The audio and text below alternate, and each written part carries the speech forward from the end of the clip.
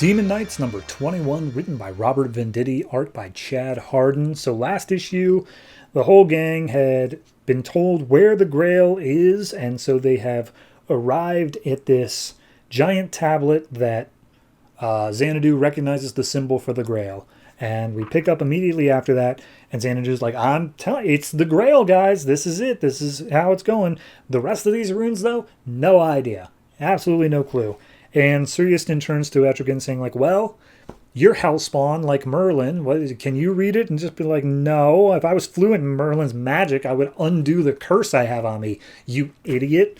And at that point, Exaristo steps up and just like, okay, well, I can't find any other part of the door to, like, unlock it or even hinges. It seems like it's just part of the wall.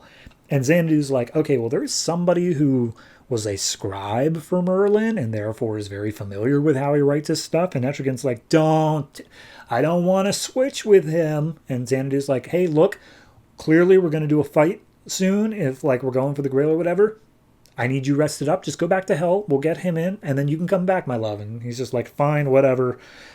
Hope you guys don't hate him too much. And so Jason Blood comes back in, and he starts hugging and kissing on Xanadu. And Yistin's like, guys, not to be the bummer here, but, like, Grail is super close, and I'd really love to get to it. And so Jason Blood comes up being like, yes, no, this is the Grail. And basically, as he explains through this, is that this is an enchantment, and this will turn into a door when the proper phrase is said that will lead to the Grail's location. And it's not specifically like a location, like it's not a room specifically. It will go to wherever the Grail is. So that way, even if the Grail ends up being moved, it will always go to the Grail.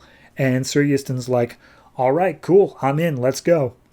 And Exaristos is saying, like, okay, but, like, you got bitten by a vampire, so maybe you are not healthy enough to go through wherever this thing might spit you out, because the other caveat is it's a one-way passage. You got to find your own way back from wherever the Grail drops you off. And Siastin's like, okay, but it's kind of my mission. Like, I really want to do it. And Exaristos points out, like, you have done your due diligence. You've gotten us this far. Let your team help you. And Yistin steps down. Horsewoman's like, yeah, I can't go because, like, if it's a place that's going to require something smaller than a full horse, I'm kind of useless. So Xanadu and Jason step up being like, we'll do it. We're able to magic our way out of any situation.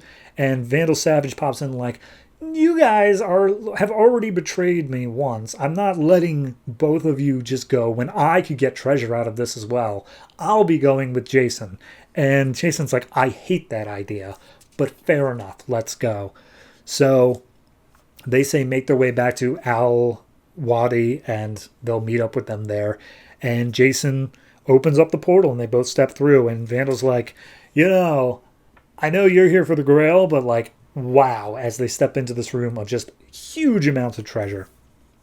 So we see the gang have gone. They're on a beach just setting up for the night. Yistin is talking to Exaristos about, this quest, I knew it would cost me everyone I loved. And Exaristos like, it's not your fault. Like, I had the black diamond on me. It made me a more angry person and stuff like that. I thought it was my job to take on that misery for humanity, but I learned better. More or less, they come to an understanding that they both want to be with each other and they share a kiss.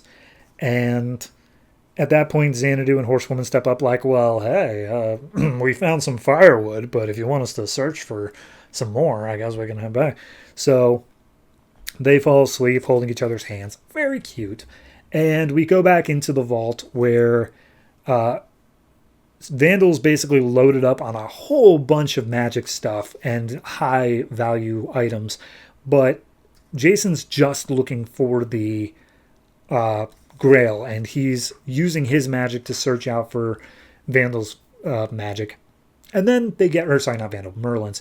But Vandal and Jason get into this argument of like, hey, look, I don't like you that much because you tortured me for so many years, like for decades. And Vandal's like, psh, you're the one who pissed me off first. You are the ones who betrayed me. And he's like, no, Etrigan's the one who brought you to hell. I wasn't responsible for that at all. And it's like, not Etrigan. When we came back, you and Xanadu sold me out to the local cops.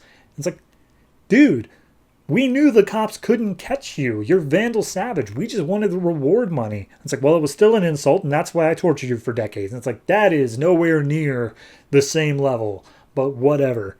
So at that point, he finally manages to feel Merlin's magic. He finds the box that the Grail is being held in, and they see all of, like, how it's being kept in this smaller box with all these enchantments on it in order to stifle its power, because there are some huge massive doors here, and it's like whoever brought it here had better not know what it is, or else they would have unbelievable power. And then the door opens up and we see that they are in the realm of giants who have no idea what any of these items are. They're all highly magical, but like they're just taking it so that the humans don't have them. And at that point, Jason's like, "Hey, Savage, you know that lesson that you claimed to have taught me about double crossing you?" And Savage's just like, "Yeah." He's like, "I didn't learn it." And he steps out and immediately calls the giants' attention.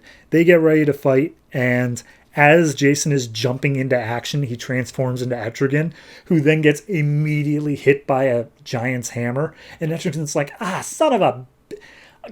I hate that kid." And Vandal's like, "Yeah, me too. He's the worst." So we see Jason arrives in hell in Etrigan's place, and Lucifer's like, "Hey man, how's it going? I'm here to torture you some more." And Jason's like, "Not this time. I need you to take me back to where my friends are. Just like teleport me straight there instead of in Etrigan's place."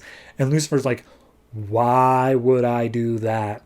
And he's like, "'Cause I got the Holy Grail, and I don't think you want to see what would happen if I expose it to hell." And Lucifer's like, "Oh, okay, all right, that's a big deal." So the fight with the giants is still going on, but Vandal and Etrigan are just losing.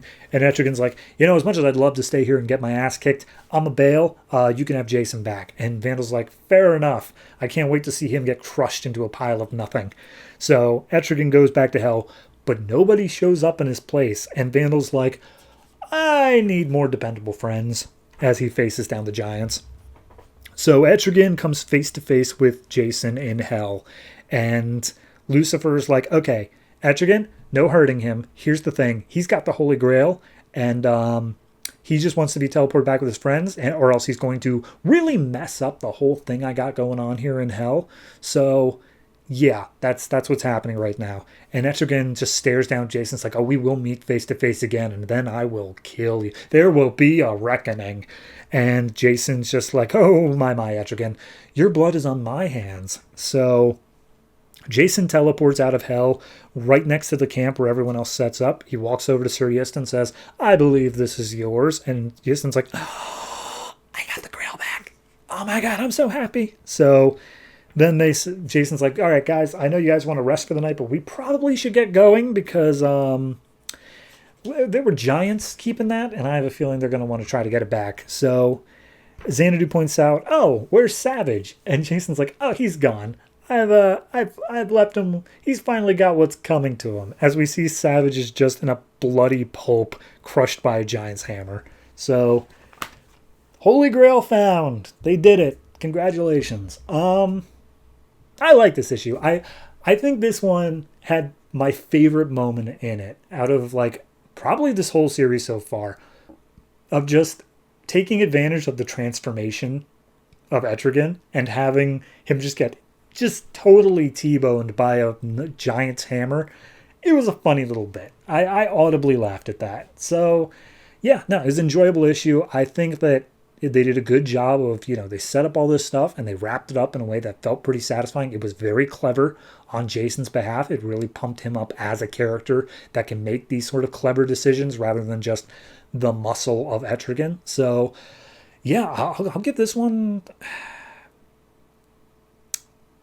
Honestly, I'm going to give this one an 8. And the only thing that's keeping it from an 8.5 is I'm not huge on the art. There's a lot of issues with the art style in this that I'm just not a huge fan of. But it's still a very well-written book. And if you can get past the art, it's well worth checking out.